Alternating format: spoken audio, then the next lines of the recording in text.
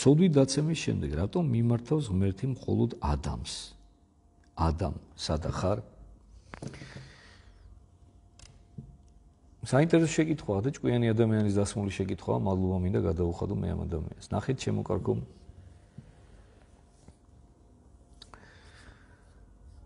ადამში ევაც იგულისხმება და იმიტომ რომ იმ ერთობის თავი, რასაც ადამი და ევას ერთობა ქვია, გახლავთ ადამი.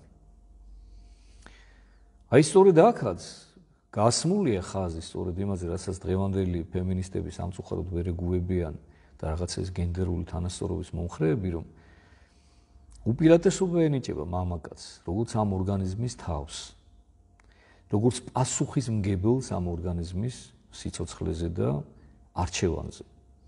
ამიტომაც არის, რომ ადამიანს მიმართავს, მე აი არაერთხელ მithქვამს ხოლმე ესე კერძო საუბრებშიც ადამიანებისთვის და საჯარო ქადაგებებშიც, რომ ცოლს არ მოეკითხება ქმარი და მისი სულიერი მდგომარეობა.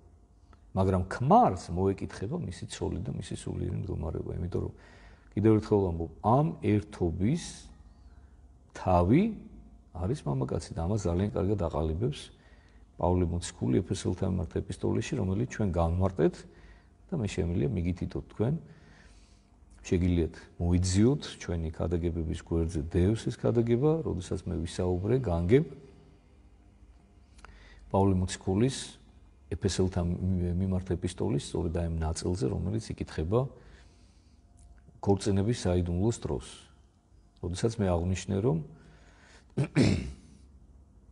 გავარჩიე სათითაოდ აი სულ პუნქტობრივად, შეძლების და გვარად, რა თქმა უნდა, და აღვნიშნე სწორედ ის, რომ რასაც ამბობს იქ პავლე მოციქული, როგორც ქრისტე არის თავი ეკლესიისა და იგი თავადი არს მაცხოვარი გვამისა, როგორც დანებს პავლე მოციქული, ანუ მაცოცხლებელი იმ სხეულისა, სწორედ ესე არის მამაკაცის და ქალის ურთიერთობის შემთხვევაშიც, ოჯახურ შემთხვევაშიც.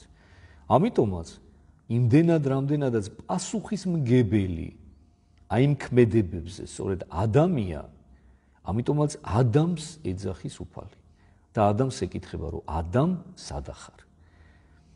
იმიტომ რომ სწორედ ადამისთვის და ადამისგან, მისი გვერდისაგან შეიქმნა ევა და არა პირიქით.